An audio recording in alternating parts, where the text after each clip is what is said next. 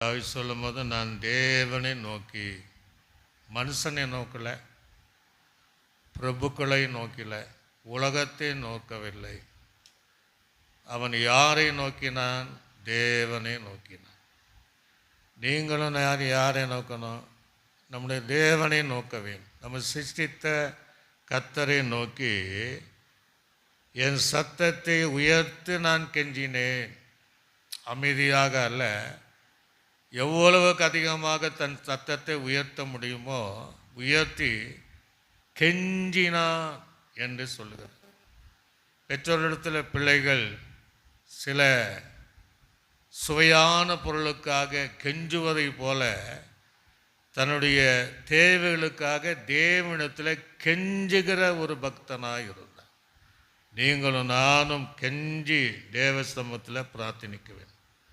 அப்போ சொல்கிறான், கெஞ்சினேன், என் சத்தத்தை தேவனிடத்தில் உயர்த்தினேன், அவர் எனக்கு செவி கொடுத்தார். ஆக தேவன் நமக்கு செவி கொடுக்கிற தேவன் நம்முடைய தேவன். நாம் மனிதனிடத்தில் போய் நோக்கக்கூடாது, மனுஷ சத்தத்தை உயர்த்தி மனுஷர் போய் கெஞ்சிட்டு இருக்கக்கூடாது. நாம் தேவ சமூகத்தில் சத்தத்தை உயர்த்தி அவரை நோக்கி நாம் கெஞ்சினார். அந்த சத்தத்தை அவர் கேட்டு அவர் தேவனிடத்தில் உயர்த்தும் போது அவர் எனக்கு செவி கொடுத்தார். என் ஆபத்து நாளிலே ஆண்டவரை தேடினேன். ஆண்டவரை ஆபத்து நாளில், இக்கட்டு நாளில் மனுஷனுடைய உதவி வருதா? தேவனை தேடினேன். இரவிலும் நான் தளராமல், என் கை தளராமல் விரிக்கப்பட்டிருந்தது.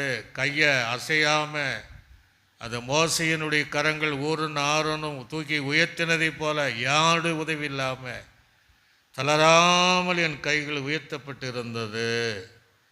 என் ஆவி தோய்ந்த சொல்கிறேன் விரிக்கப்பட்டிருந்தது.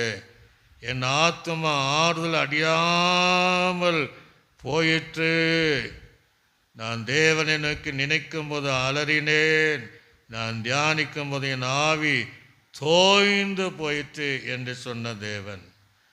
அந்த தேவன் அந்த தாவீதுக்கு மீண்டும் இறங்கி அவருடைய ஜபங்களை கேட்டு அவனுக்கு பதில் செய்து அவருடைய தேவைகளை சந்தித்ததை போல அந்த தேவன் உங்கள் வாழ்க்கையில் எல்லா வாழ்க்கையில் சந்திக்கும்படியாக நீங்கள் மனுஷனிடத்தில் போகாமல் தேவனிடத்தில் நீங்கள் போய், கானான் ஸ்திரீ தன் மகளுக்காக கெஞ்சினதை போல, தேவனை இறங்கினதை போல உங்கள் வாழ்க்கையிலும் இறங்க வல்லவராக இருக்கு.